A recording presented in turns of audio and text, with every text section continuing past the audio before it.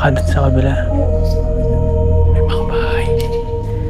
Kasi daw, yung nakatira dito is nagaling na. Oh. Babae! So dapat ingat tayo. Uy!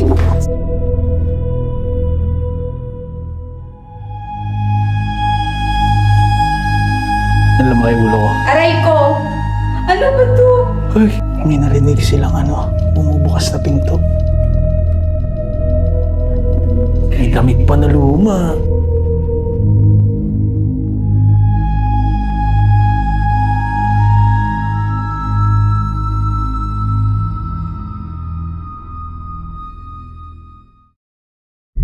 Ito ang Crusader of the Divine Church of the Christ Cathedral na matatagpuan sa Barangay Nibaliw, San Fabian, Pangasinan na itinayo noong 1955.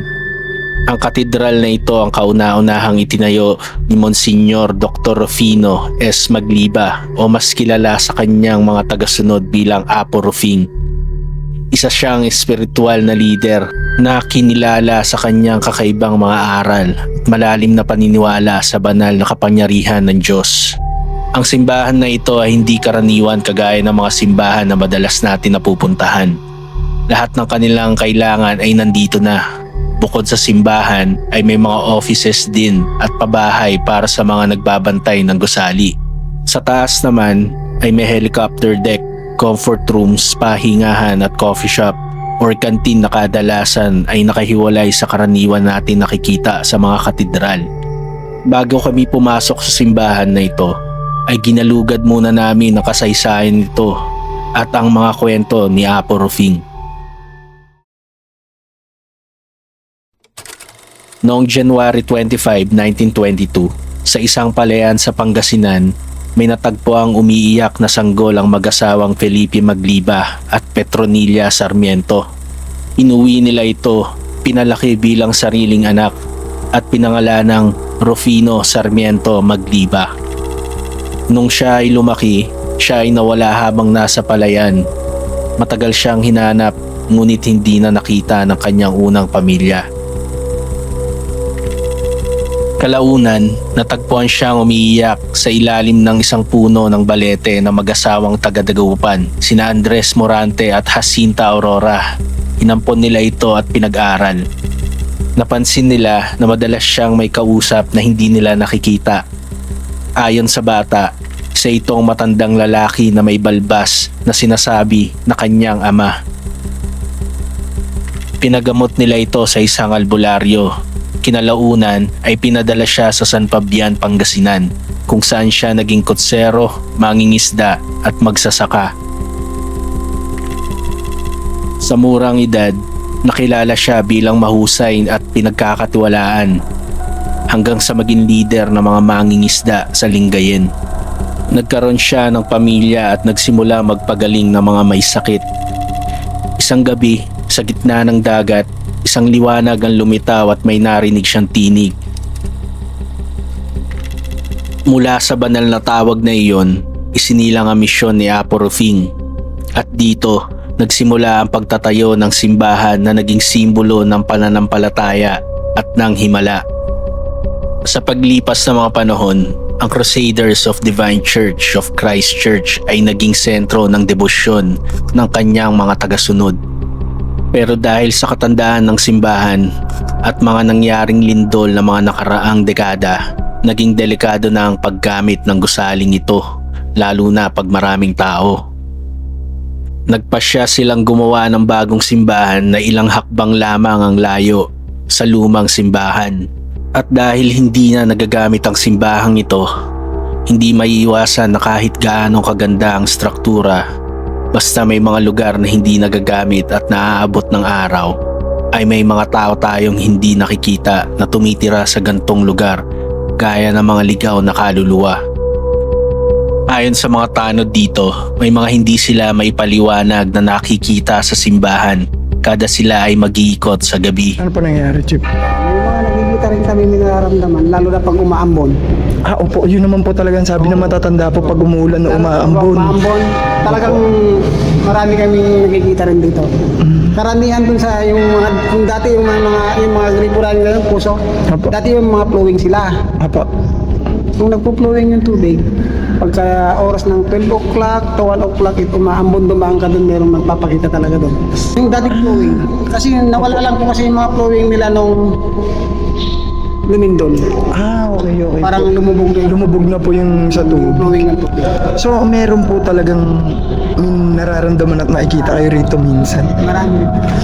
Ngayong gabi, samahan nyo kaming ikuti ng historical church ng Barangay Nibaliw sa San Fabian, Pangasinan at tignan kung ano nga ba ang meron dito.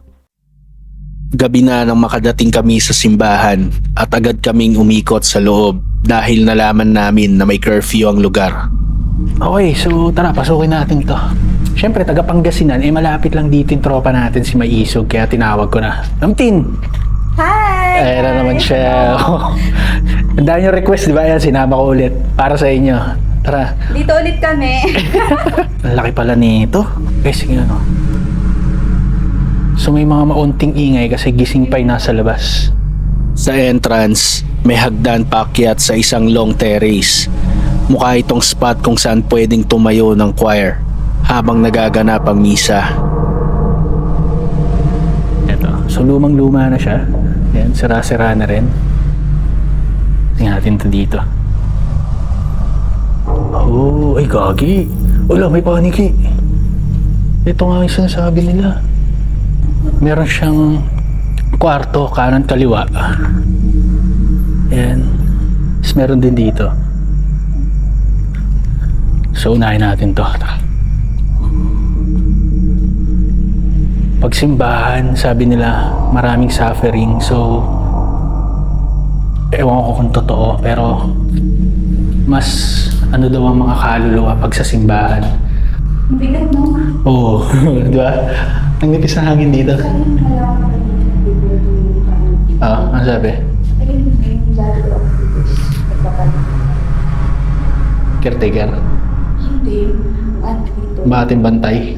Ah, malamang kasi ako may nakakwentuhan ako guys. Dati kong katrabaho. Hindi ba dahil pinagdaan mo? Hirap nga huminga. Manipis dito. Madalas daw mga naiiwan yung kaluluwa is sa sa ospital and then simbahan. Ay, puro na paniki guys.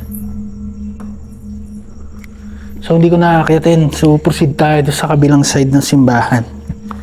So parang eto yung ano pag nakita nyo, dito usually pumupwesto yung mga sound system sa simbahan, no? Dito yan, di ba? Sa kanan, may makitid na hallway parang patungo sa kabilang dulo ng church. Para itong ginawa sa ilang tao lang. Para sa mga nagde-design bago ang misa o sa mga special event ng simbahan. Ayan. Ang dami. Gagi. Ang dami, no? Ayan, puro tayo na rin.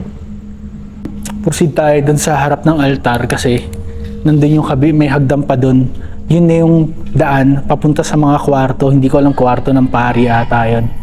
Bumaba kami at lumapit sa altar at nakita namin ang lumang santo sa harap or stage ng simbahan.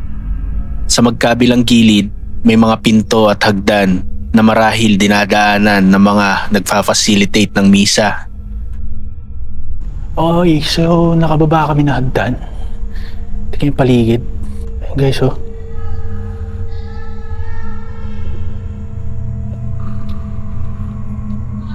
So pupunta tayo doon, sa dulo doon, kung saan nakalagay yung mga altar. Tapos may mga hagdan siya.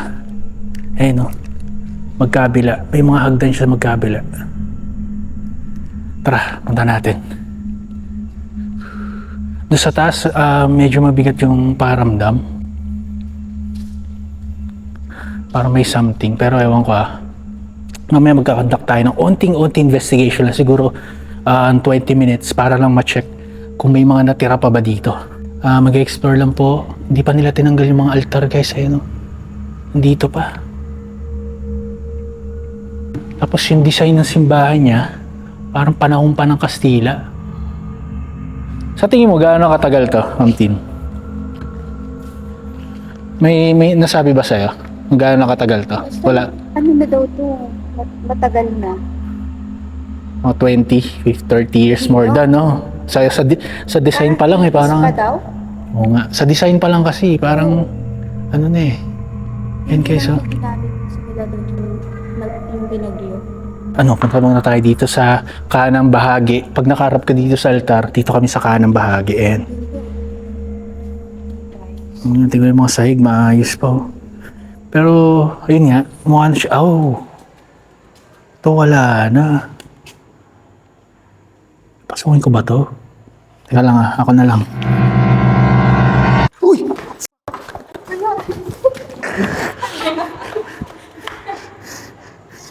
Gagi, gumawang sa pa ako. Ahas? Ewan ko. Hindi, gumapang. Okay, pasukin ko na. Hindi gumapang sa pa ako. Galing ka na. Hindi, meron talaga. Okay.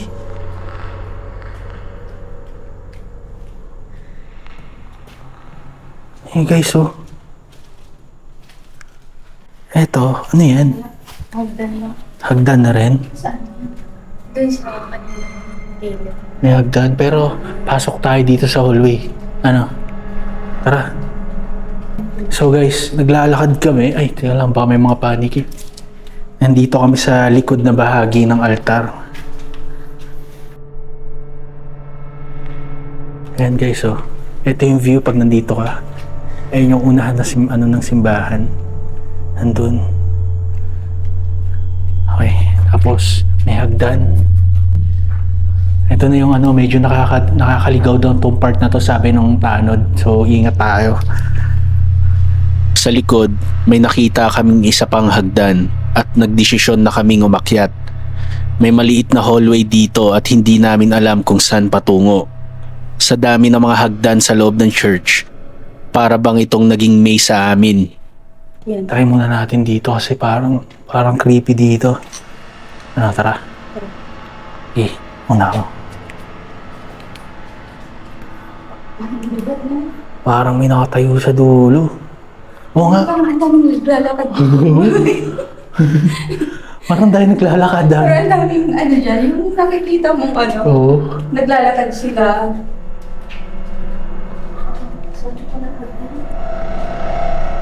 Oh, okay dito. Parang ano na. Parang bahay na ng caretaker. Tinirahan na kasi may ilaw. So, puproceed kami dito. Paakyat.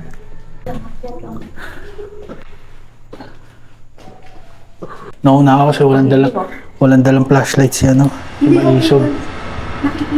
Nakita mo? Bahay na to. Bahay na siya ng caretaker. So, hanap tayo mag-spot. Naligaw kami ng tuluyan at napunta na naman kami sa isa pang masikip na hagdan paakyat. Hindi namin alam kung saan ito papunta. Baka doon sa kabila. Oo, sa kabila. May mga bahay. May mga kwarto. Oo. So guys, totoo nga, nakakaligaw. Sana. Ang dami hagdan, pasikot-sikot. So yung napupuntahan namin doon, may nakatirang caretaker. Ang sikip, ang kitid ng daan guys, tingnan mo. Oo nga. Sa kabila. Ano? Guys, nasa tuktok kami. Ayun yung naliligaw kami. Nag-decide na kaming bumaba at lumabas dahil may nakita pa kaming tulay sa labas. Hinanap namin ang hagdan papunta sa second floor. Kasi ito nakita ko ni hagdan. Ito yung sinutan namin kanina. Baka ito na yung hagdan papunta sa taas. Hinihingal ako. Ang bigat kasi ng nipis ng hangin doon sa likod, no? Ito na guys, napuntahan na namin yung bahagi ng may nag-guide sa amin na caretaker. So malapit na kami doon sa taas. So dito, makikita mo. Ito yung ito yung kisame. Kisame ng simbahan. Ayan. Kita nyo. Nandito na rin tambakan nila. Tapos, nandito sa part na yun, kung makikita nyo guys, ayan o. Ayan yung kampana. Ayan o, puro bubong. Ayan o, kasi kung mapapansin nyo, pa-curve siya. Ayan. Yun na kasi baka delikado. Ito. Yung kampana na area. So, habang sila nandun, tatry ko akyatin. Medyo nakatakot kasi. Manipis yung hagdan. Manipis lang yung hagdan no? So, dapat ingat tayo. So, hindi na ako tumuloy kasi parang maliit na kahon lang siya. So, parang delikado, sobrang kitid, tapos ang dilim pa. Tignan nyo guys, kung ma-slip ako dyan, ito yung babagsakan mo. Masyado mataas. Habang iniikot ko ang second floor, nagtanong naman si Maisog sa mga nakatira sa simbahan kung saan ang hagdan papunta sa taas. Itinuro ng mga tao ang isang hallway sa gitna ng tinitirhan nila kung saan natatakpan ito ng pulang kortina. Bakit ang ilaw dito sa So guys, tinanong ni Maisog, kaya pala siya nagpaiwan sa akin. Oo, syempre. Tinanong niya kung ano yung pinaka-creepy na kwarto. Yung mas marami pong mga kwarto dyan ginakpan na po kasi. Bakit? Bakit? Ano meron dyan? Creepy po. Siyempre pag dumadaan po kami dito, nakikita po namin dyan. May nahagip ba kayo ng mata niyo dyan? Wala naman, yung mga bata. Ano po, sa akin kasi wala naman po akong nakikita. Pero kapag yung dadaan kasi, hindi po maiwasan na mapatingin doon. Okay. So tara, guys, ayun kasi dito sila nakatira. Andyan sa likod. So pasukan natin, tara. Ayon sa kanila, tinakpan nila ito dahil naiilang sila kada lalabas sila ng bahay. Para bang may naaaninag silang kakaiba at may halong takot na din. So guys, hawak ni Maisog yung camera. So ayan. So makikita nyo may electric and then radio frequency. So dito tayo sa electric. Nagpa siya akong ilabas ang aking EMF para habang nag-iikot kami ay makahanap kami ng spot kung saan namin gagawin ang investigation. Then, guys, hindi pinupuntahan to ng mga kasi natatakot sila. Gagi, ang bigat talaga, promise. Hindi ako exaggerate, pero ang bigat. Bago kami mag-umpisa ng investigation, ay may nakitang bata si Maisog sa dulo ng hallway na tumakbo papasok ng kwarto. Meron lang sa dulo. Weh, Bakit? tara. Okay. Creepy.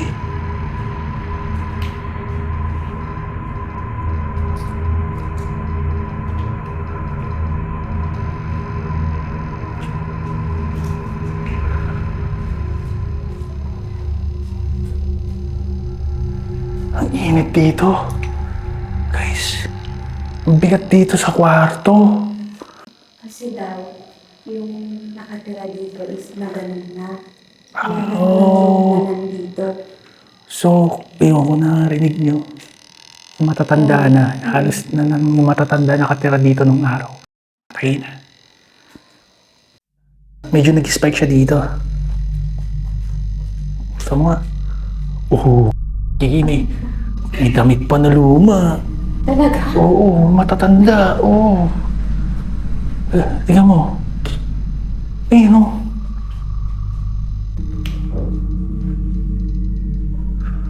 Ito pa yung damit na matatanda. Nasasagap yung EMF na electric field dito. So hindi siya ganun kalakas mag-spike. Pero pag eto, pumalo ng mga 30, may something na dito. Kaya pala tinakpan to. Isa pa.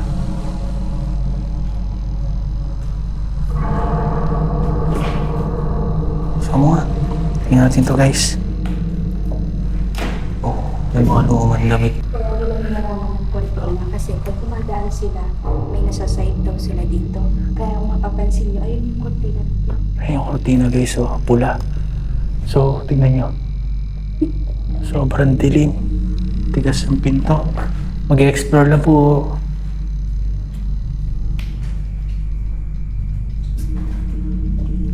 Ma'am Tim, pa-off nga ng data mo. Pa-off nga ng data mo. Kanina. Naka-off? Oo. Okay. Mag-explore lang po. Bigat na lang sa ano na to.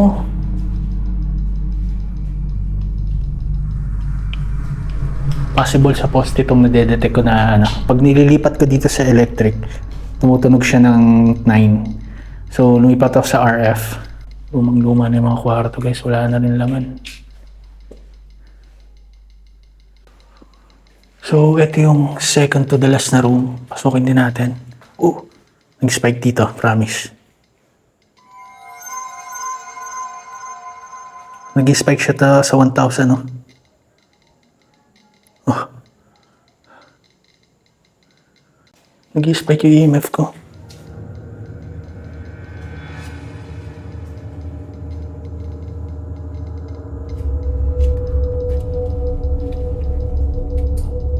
Explore lang po. Tabi-tabi po. Dito hindi gaano.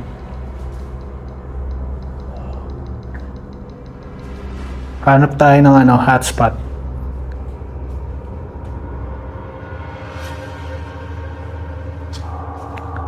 Wala, doon nag-i-spike yung EMF eh. Ano? Sa dulo. Dilim.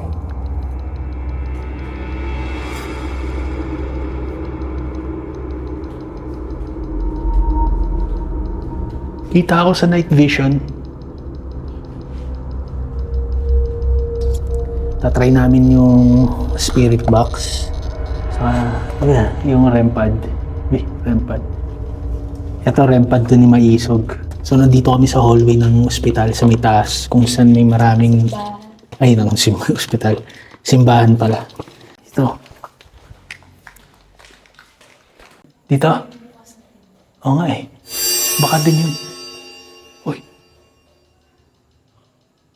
Kumakatok. May narinig silang ano, bumubukas na pinto. Para sa dulo, hindi ko alam eh. Sinubukan namin ipwesto ang mga equipment sa iba't ibang bahagi ng hallway kung saan mabigat ang aming nararamdaman. Okay, so kami tayo.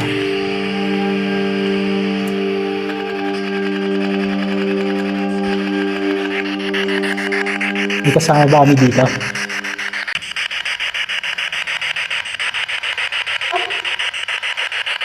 Gago. Umilaw yung bola.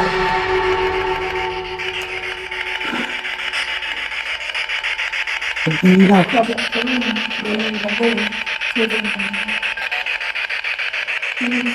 Ang sasalita. Kayo po ba yung nagpailaw ng bola?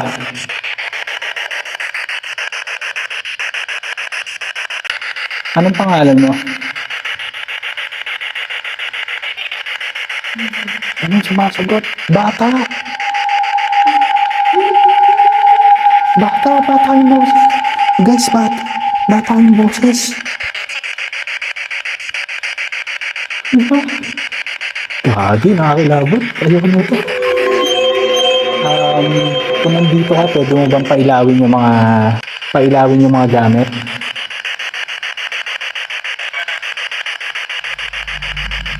Ilang kayo nandito?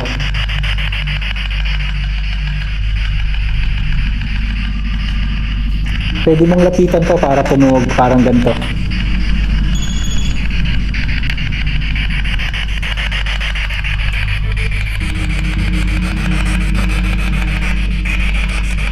Ikaw ba yung nakita ni Maisog?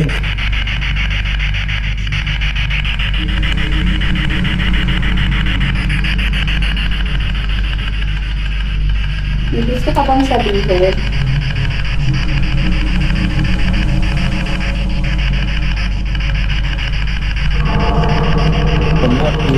Ikaw ba yung nagpailaw ng bola?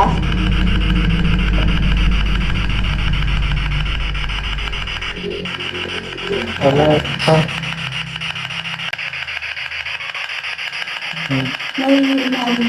Bata, nagsasalitang bata eh. Hindi namin masyado maintindihan ang sinasabi ng spirit box at nagpa siya kaming gumamit ng earphones para marinig namin na maigi ang mga boses. Guys, wala kami.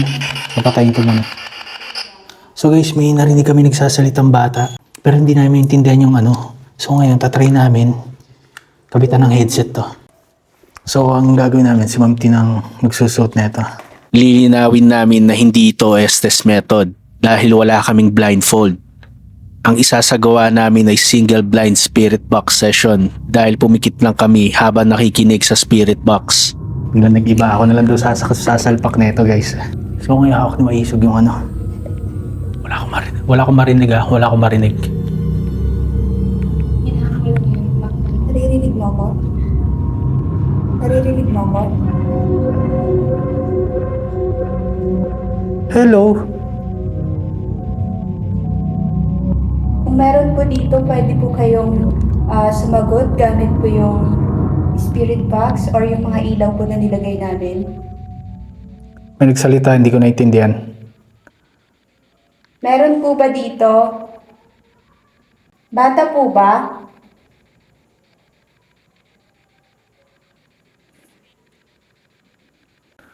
May bata po ba dito? Kuya? Kuya? Ilan taon ka na po?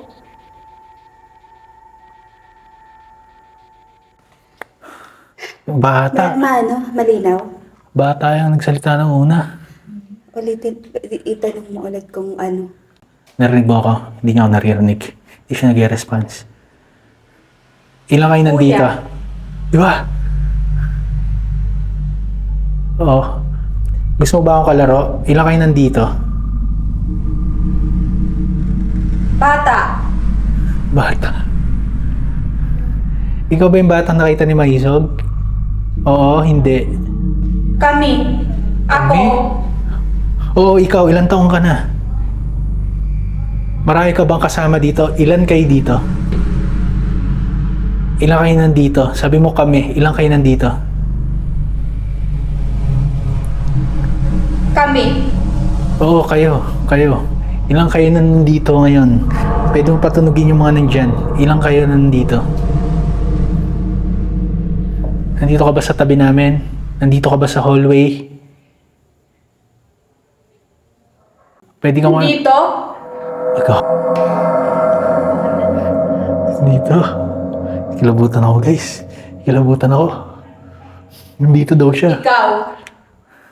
Ano lang kayo ulo ko? Aray ko! Ano ba to? Uy. Bakit? Anong nangyari sa'yo? Pinapahirapan na ata siya. Bakit? Sige. Ikaw ba yung bata na nandito? Kami! Kayo. Ilang kayo nandito? Dito ba kayo nakatira? Dito! Kasama ka ba namin ngayon dito? Okay na. Katabi ka ba namin dito? Wala akong naririnig. Wala na? Help! Lagi, bakit kailangan mo ng tulong? Sabi niya, aray. Uy, may sumigaw! Oo. Ah! May sumigaw? Babae! Hindi gago. We. Oo nga, aray ko, sabi niya. Tapos, babae. Patayin ko muna. Gagi, tinanong kita kanina. Sabi ko, ilan kayo nandito? Kami? Oo, babae siya na parang yung nasasaktan. Aray! Ano ba tanong mo? Sabi ko, nandito ka ba? Dito ka ba nakatira? Ang dami. Ang dami nila, no? Lalaki. Oh. Tapos may naririnig ako na boses ng bata. Kaya lang hindi ko Mahina yung bata eh. maintindihan. Oo, mahina yung sa bata eh. Oo. Pero yung boses ng babae, ang linaw. Pero hindi tumunog yung device namin. Tara.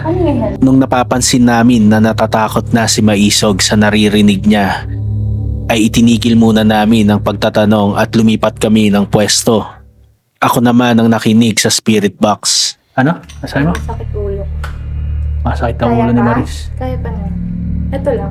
Kaya. Oo, parehas tayo dito. Di ba yung dinain ko sa'yo? Sabi ko, so nandito. Oh, gagi. Yung sinabi mo na ano?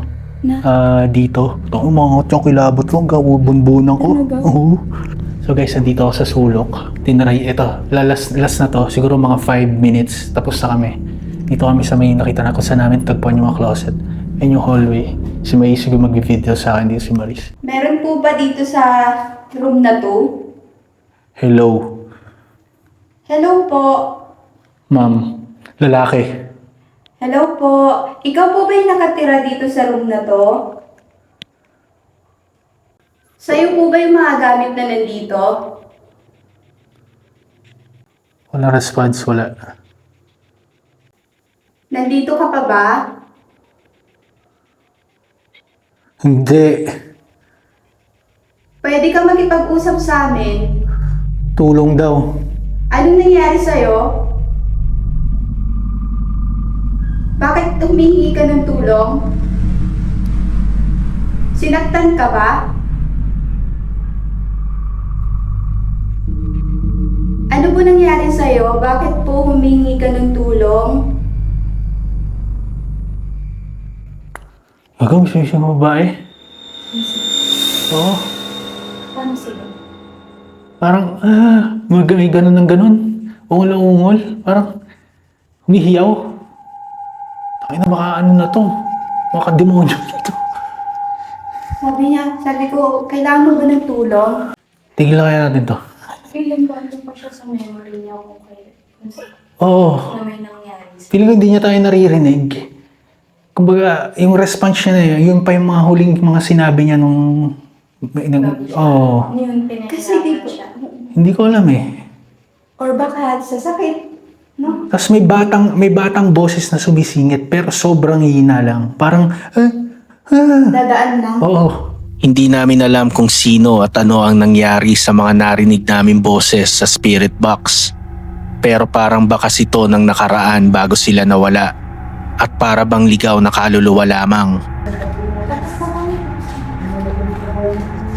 Inabutan na kami na mag-aalas 10 ng gabi, oras ng curfew sa lugar. At sinundo na din kami ng aming kasamahan. Napilitan na kaming tapusin ang aming investigation at tuluyan na lumikas sa simbahan. Kulang na din ang oras namin para ikutin ang iba pang bahagi nito. Dito, masasabi namin na kahit may mga bagay tayong hindi may paliwanag sa isang lugar, hindi may tatanggi na nakamamangha ang ganda nito. Isa to sa mga struktura na dapat dayuhin dito sa lugar ng San Fabian. Dahil hindi lang ito basta simbahan para sa mga taga dito. Ito ay tahanan na binuo ng kanilang Diyos at tagapagligtas na dapat ingatan.